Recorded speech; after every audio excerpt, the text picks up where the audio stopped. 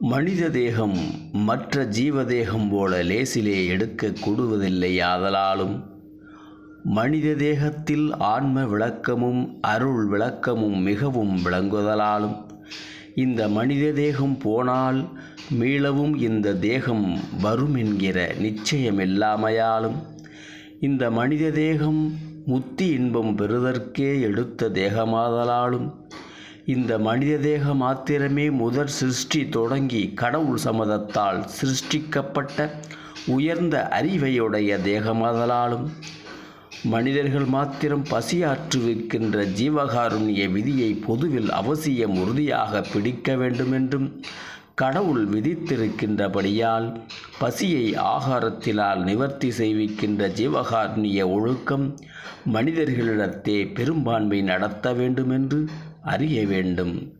திருவருட்பிரகாசம்.